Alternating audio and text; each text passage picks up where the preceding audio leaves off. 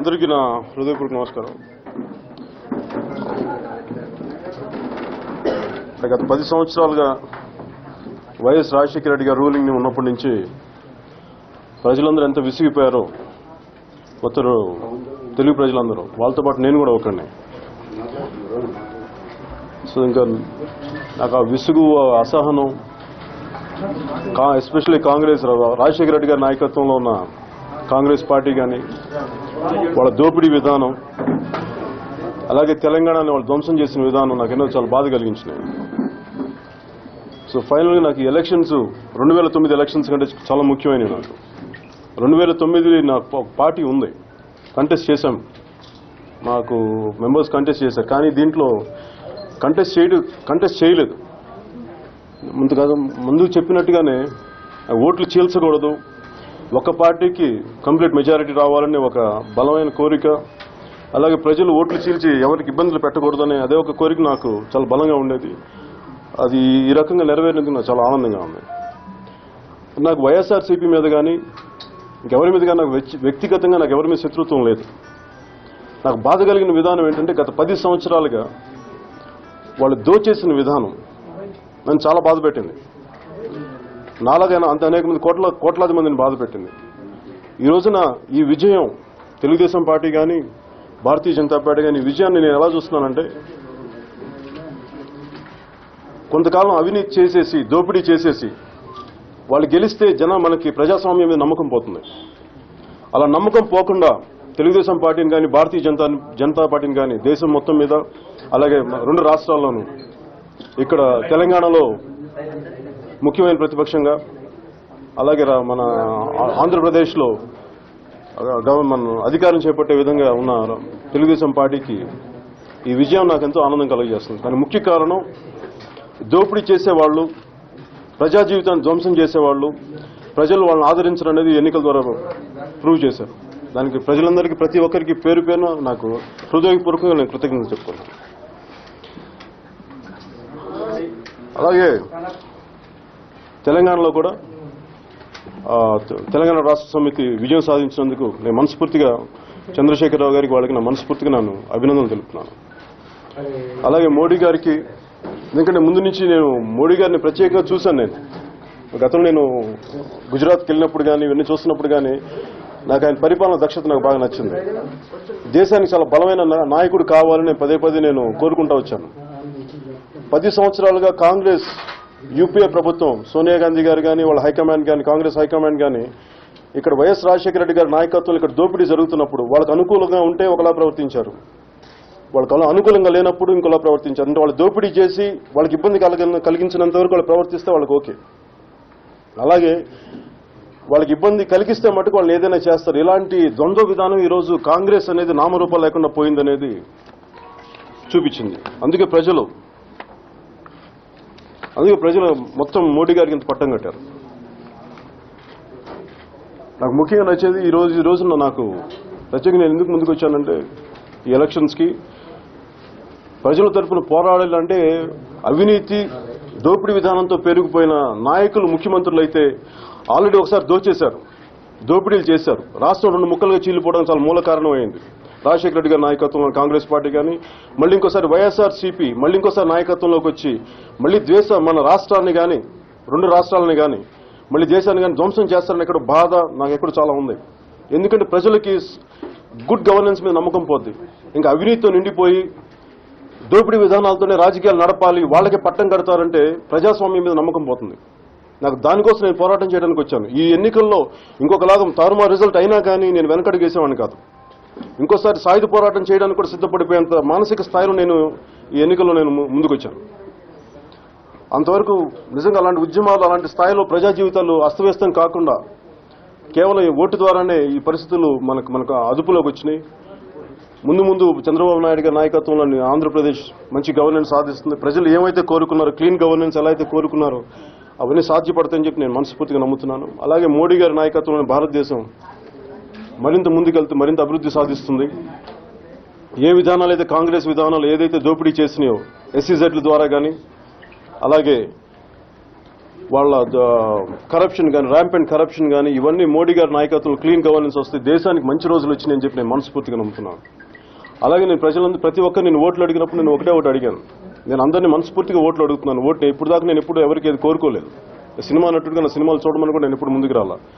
కానీ ప్రజా జీవితం అస్తవ్యస్తంగా తయారవుతున్నప్పుడు దేశ సమగ్రత దెబ్బతినేలాగా రాజకీయాలు నడుపుతున్నప్పుడు నాకు నిజంగా చాలా బాధ కలిగింది. అందుకు నేను ముందుకు వచ్చాను. ఈ రకంగా ఇలాంటి విజయం ఇంకా దేశ ప్రజలకి ఇంకా ప్రజాస్వామ్యం మీద నమ్మకం ఉంది, గుడ్ గవర్నెన్స్ మీద నమ్మకం ఉంది, నాయకుల మీద నమ్మకం పెట్టారు. ఎవరినైతే ఆదరించకూడదో వాళ్ళని దూరం పెట్టడం నాకు నిజంగా ఆనందం కలిగిస్తుంది. అలాగే ప్రత్యేకించి ఈ అవినీతితో నిండిపోయిన వ్యక్తులు కానీ ప్రతిపక్షంలో ఉన్నా కానీ రేపొద్దున వాళ్ళందరికీ నేను తెలియజెప్పేది ఏంటంటే ఎంతకాలం దోచేసి అవినీతితో నిండిపోయి మనం ప్రజల్ని వంచలేం, వాళ్ళని మనసుల్లో స్థానం సంపాదించలేం. ఇప్పటికైనా ఆలస్యం కాదు. అలాంటి అవినీతికి దూరంగా ఉండండి. దయచేసి చేసిన తప్పును సరిదిద్దుకుని మనస్ఫూర్తిగా వాళ్ళందరికీ సవినయంగా నేను తెలియజేసుకున్నాను. అలాగే చంద్రశేఖరరావు గారు కూడా నేను చెప్పేది ఏంటంటే తెలంగాణ రాష్ట్ర సమితి తెలంగాణ సాధనలో చాలా ఇబ్బందులు గురయ్యారు సీమాంధ్ర ప్రాంత ప్రజలు ముఖ్యంగా. ఇది దేశ అది నేను ఉద్యమం కాబట్టి నేను దాన్ని సంపూర్ణంగా అర్థం చేసుకున్నాను. ఎన్నిసార్లు తిట్టినా కానీ ఎంతమంది ఎన్ని రకాలుగా కించపరిచినా కానీ నేను భరించాం, అందరూ భరించారు. ఇక మీద తెలంగాణ రాష్ట్రం విడిపోయింది కనుక ఇంక ఇంతటితోటి దీన్ని ఇలాంటి మాటలు సెటిలర్ అనే మాటలు కానీ సీమాంధ్రులు అని చెప్పి కించపరిచే మాటలు కానీ దయచేసి ఇంకా ఇక్కడితో దీనికి ఆఫ్ చేసేయాలని నేను చెప్పి మనస్ఫూర్తిగా వాళ్ళందరికీ నేను తెలియజేసుకున్నాను. ఇంకా మీద కూడా ఇవి చేస్తే ఏమవుతుందంటే ఇది దేశ సమగ్ర భంగం కలుగుతుంది. అలాంటి పరిస్థితులు రానివ్వకుండా బాధ్యత గల స్థానంలో ఉన్నారు. ఈ రోజున అధికారంలోకి వచ్చారు. బాధ్యత గల స్థానంలో బాధ్యత గల నాయకత్వం నేను చూడాలని నేను చంద్రశేఖరరావు గారి నుంచి కూడా నేను అదే ఆశిస్తున్నాను. ఇంకా నేను రాబోయే ఇప్పుడు అధికారం చేపట్టబోతున్న తెలుగుదేశం పార్టీకి కానీ నాయకులకి కానీ చంద్రబాబు గారికి కానీ అలాగే మోడీ గారికి కానీ నేను మొన్నటి చెప్పింది ఏంటంటే ముఖ్యంగా ఎస్సీజెడ్ల మీద కానీ అంటే ప్రజలకి ఎంత అవసరం ఎస్సీజెడ్ల మీద ఎంత అయితే అవసరం ఉంటుందో భూమి అంతే ఇవ్వండి, అంతకు మించి ఎక్కువ ఇవ్వద్దు. వ్యాన్పిక్ భూముల్లాగా కానీ ఆ కృష్ణపట్నం రేవు మొత్తం తీరాన్ని మొత్తం ఒక్కళ్ళకి కొద్ది మందికి పంచిపెట్టేసేలాగా దోచేసేలాంటి విధానాలను స్వస్తి పలకండి అని చెప్పి నేను మనస్ఫూర్తిగా వాళ్ళకి తెలియజేసుకుంటున్నాను. ఎందుకంటే ఇది దేశ అవసరాల కోసం ఎంతైతే అవసరమో మన రిసోర్సెస్ అంతే వాడండి తప్ప ఇష్టరాజ్యంగా అందరికీ కట్టబెట్టకూడదని చెప్పి నేను మనస్ఫూర్తిగా అందరికీ తెలియజేసుకున్నాను. Thank you.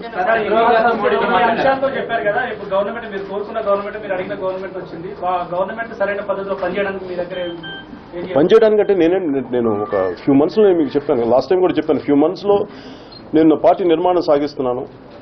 అలాగే ఏ స్థాయిలో అయితే నాకు నేను ప్రజల్లోకి వెళ్తాను నెమ్మదిగా, ప్రతి ఒక్కరికి నేను పార్టీ నిర్మాణం జరగాలి.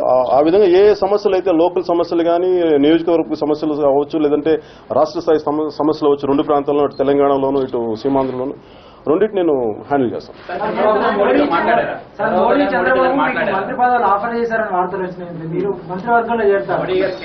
నేను అలా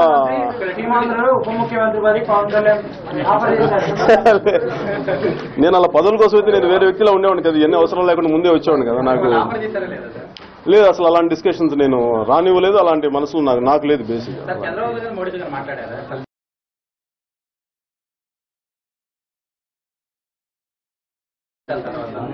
ఇప్పుడు చంద్రబాబు నాయుడు గారితో పొద్దున్నే మాట్లాడాను, ఒక 10:30, 11 మధ్యలో మాట్లాడాను. అలాగే మోడీ గారి ఆఫీస్ నుంచి కూడా కమ్యూనికేషన్ వచ్చింది. And I wanted to be very constructive అండి. ఇప్పుడు చాలా కనీసం నాకు కార్యవర్గం కూడా చాలా తక్కువ ఉంది. నేను మెల్లిగా నిర్మాణం సాగిస్తాను. ఒక ఫ్యూ డేస్ అయిన తర్వాత కానీ నేను చేయలేను.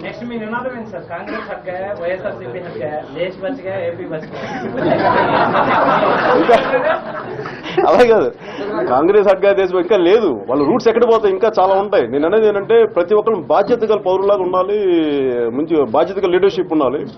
అండ్ ఇంకొకరిని మనం బ్లేమ్ చేయడం చాలా ఈజీ. ఇప్పుడు నేను అందరినీ చెప్పాను, మీరు తప్పని చెప్పాను, ఇప్పుడు మేము రైట్ అని ప్రూవ్ చేసుకోవాలి.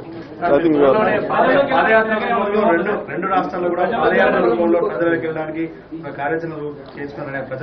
అంటే నాకు పాదయాత్ర చేయడం చాలా ఈజీ, కానీ నన్ను నడవనిస్తారు లేదని అది సమస్య.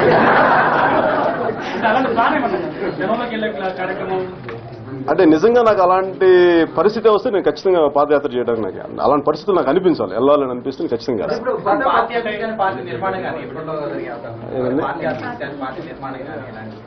చూశారు కదా, నాకు ఆఫీస్ లేదు, అధికార ప్రతినిధులు ఎవరు లేరు. నేను అన్ని చేసుకోవాలి, కొంచెం మెల్లిమెల్లిగా చేసుకుంటాను. ఎందుకంటే నాకు ప్రజలు ఉన్నారు, నా నమ్మకస్తులు ఉన్నారు, కానీ ఇంకా దాన్ని పొలిటికల్ గా చాలా బలంగా చేయాలని నాకు కొంచెం టైం పడుతుంది. ఎన్డీఏ భాగస్వామిగా తెలుగుదేశం పార్టీతో కలిసి పనిచేస్తారా, లేకపోతే జనసేన పార్టీ నిర్మాణం చేసి తెలుగుదేశం నిర్మాణాత్మకంగా పాత్ర పోషిస్తారు? అంటే నాకు అంత స్థాయి లేదు. ఫస్ట్ నిర్మాణాత్మకంగా పోషించే స్థాయి ఇంకా నాకు రాలేదు. ఎందుకంటే నాకు నిజంగా నేను ఒక్కడిని ప్రస్తుతానికి ముఖ్యంగా ఉన్నారు కానీ వీళ్ళందరినీ నేను 1 or 2 years తర్వాత నేను ఆ మాట సమాధానం చెప్తాను. 2019లో 2 రాష్ట్రాల్లో మీరు పోటీ చేయదలుచుకున్నారు? ఖచ్చితంగా పోటీ చేస్తున్నాను. ఇప్పుడు కొత్త ప్రభుత్వంలో మీ పాత్ర ఎలా ఉండబోతుంది? అంటే నేను ముందు సమస్యలను హైలైట్ చేద్దాం అనుకున్నాను. ఏ సమస్యలు అయితే ప్రజల్లో అంటే పాలకుల దృష్టికి రాలేదో గత 10 సంవత్సరాలుగా, ఆ సమస్యలు నేను వారి దృష్టికి తీసుకెళ్తాను. అటు చంద్రబాబు నాయుడు గారి దృష్టికి కానీ, అలాగే తెలంగాణ రాష్ట్ర సమితి చంద్రశేఖర గారి దృష్టికి కానీ, ఏ సమస్యలు అయితే నిర్లక్ష్యం కాబట్టి, ఉదాహరణకి ఆదిలాబాద్ లో విపరీతమైన నీటి ఎద్దడి ఉంటుంది గిరిజన తాండాల్లో. అది నేను ప్రత్యక్షంగా నేను అనుభవించాను, నేను చూశాను. అలాంటి సమస్యలను వాళ్ళు తీసుకెళ్లి ముఖ్యంగా అవి పరిష్కరించాల్సిన అవసరం.